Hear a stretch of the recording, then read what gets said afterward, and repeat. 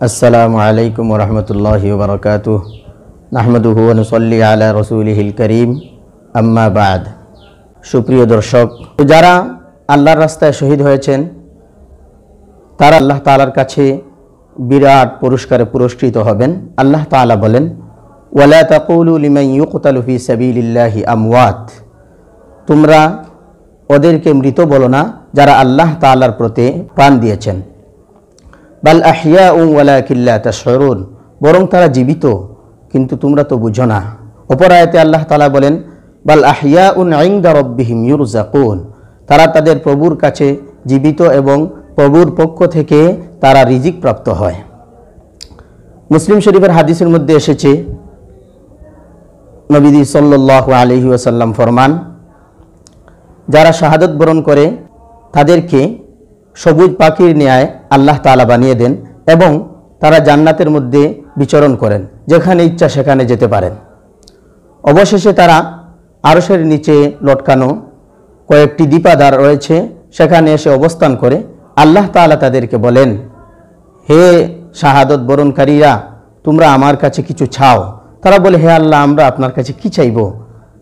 আপনি আমাদেরকে এত ক্ষমতা দিয়েছেন যে আমরা জান্নাতে যেখানে ইচ্ছা সেখানে যেতে পারি, আর কি চাইতে পারি আপনার কাছে? আল্লাহ তাআলা বলবেন, তোমরা আমার কাছে চাও। তখন শহীদরা আল্লাহ তাআলার কাছে চাইবে, বলবে, হে আল্লাহ, আমাদের শরীরের মধ্যে আবার প্রাণ দেন, আমরা আবার আপনার পথে শাহাদত বরণ যেন করতে পারি। সুবহানাল্লাহ। তো তারা শাহাদত বরণ করার জন্য এত স্পৃহা মনের মধ্যে কেন থাকলো যে আল্লাহ তাআলার পক্ষ থেকে তারা বিরাট পুরস্কারে পুরস্কৃত হয়েছে হিসাবে। আর যারা শাহাদত বরণ করে তাদের মৃত্যুর যন্ত্রণা একেবারে সামান্য হয়।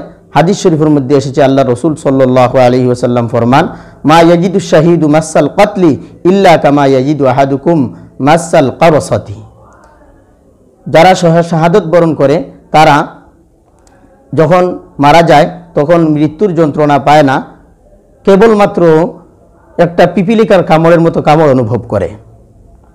এজন্য তারা যেহেতু মৃত্যুর যন্ত্রণা থেকে মুক্ত, এজন্যই তারা আবার আল্লাহ তাআলার কাছে শরীরে প্রাণ চায় এবং আবার শাহাদত বরণ করতে চায়। এছাড়াও আল্লাহ তাআলার পক্ষ থেকে তাদের জন্য রয়েছে আরও 6টি পুরস্কার। মুসনাদে আহমদের মধ্যে হাদিসটি এসেছে হাসান সনদে, এবং ইমাম তিরমিজি রহমতুল্লাহি আলাইহিও হাদিসটি উল্লেখ করেছেন, হাদিসটি হাসান। আল্লাহ রসুল সাল্লাল্লাহু আলাইহি ওয়াসাল্লাম ফরমান, লিশাহিদ ইনদাল্লাহি সিত্তু খিসাল, শহীদের জন্য আল্লাহ তাআলার কাছে 6টি পুরস্কার রয়েছে।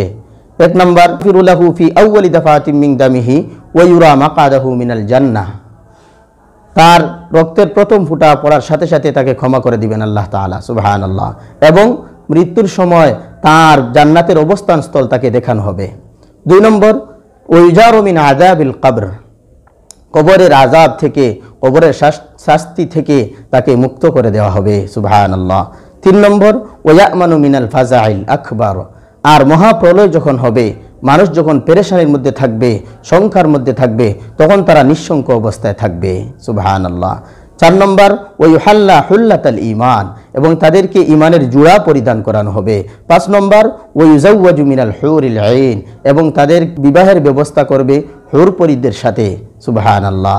6 নম্বর, ওয়ায়ুশাফাউ ফি 70 ইনসানাম মিন আকারিবিহি, এবং তাদের আত্মীয় স্বজনের মধ্য থেকে 70 জন জাহান্নামী ব্যক্তিকে তারা সুপারিশ করে জান্নাতে নিয়ে যেতে পারবেন। সুবহানাল্লাহ। এজন্য আমরা বলি, তারা বিরাট পুরস্কারে আল্লাহ তাআলার কাছে পুরস্কৃত হবে। আমাদের জন্য উচিত হলো এত পুরস্কার পাওয়ার জন্য আমরাও যেন শাহাদত বরণ করা নিবেশ করি এবং চেষ্টা করি এবং আল্লাহ তাআলার কাছে কামনা করি, হে আল্লাহ, আমাদেরকে আপনিও শাহাদাতের মর্যাদা দান করেন। এজন্য আমরা দোয়া করতে পারি, আল্লাহুম্মা রযুকনা শাহাদাতান ফি সাবিলিক। সুপ্রিয় দর্শক, শহীদদের পরিবারবর্গের প্রতি আমাদের আবেদন থাকবে, তারা যেন তাদের ব্যাপারে কোনো ধরনের চিন্তা না করেন। যেহেতু হাদিস শরীফের মধ্যে এসেছে 70 জন জাহান্নামী মানুষকে তারা সুপারিশ করে জান্নাতে নিয়ে যেতে পারবেন, সুতরাং সেই পরিবারের জন্য সুসংবাদ।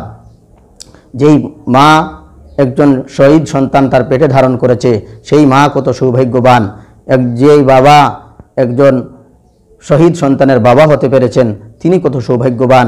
যেই বাবা একজন শহীদ সন্তান লালন পালন করেছেন তিনি কত সৌভাগ্যবান। এজন্য পরিবারের প্রতি আমাদের আহ্বান থাকবে তারা যেন এই বিষয়ে চিন্তিত না হন এবং আল্লাহ তাআলার কাছে দোয়া করি আল্লাহ তাআলা যেন তাদেরকে সবরে জামিলের তৌফিক দান করেন। আর দেশবাসীর প্রতি আমাদের আহ্বান থাকবে আপনারা সব সময় শহীদদের পরিবারদের জন্য সাহায্যের হাত বাড়িয়ে দিবেন, তাদেরকে সান্ত্বনা দিবেন এবং তাদের প্রতি সহানুভূতিশীল হবেন। আল্লাহ তাআলা আমাদের সবাইকে যেন জান্নাতি হওয়ার এবং শাহাদত বরণ করার তৌফিক দান করেন এবং ওই পরিবার যাদের সন্তানরা শাহাদত বরণ করেছে তাদের প্রতি যেন আমরা সহানুভূতিশীল এবং সাহায্যের হাত বাড়িয়ে দিতে পারি, সেই তৌফিক যেন আল্লাহ তাআলা আমাদেরকে দান করেন। আমিন। ওয়া আখিরু দাওয়ানা আলহামদুলিল্লাহি রাব্বিল আলামিন।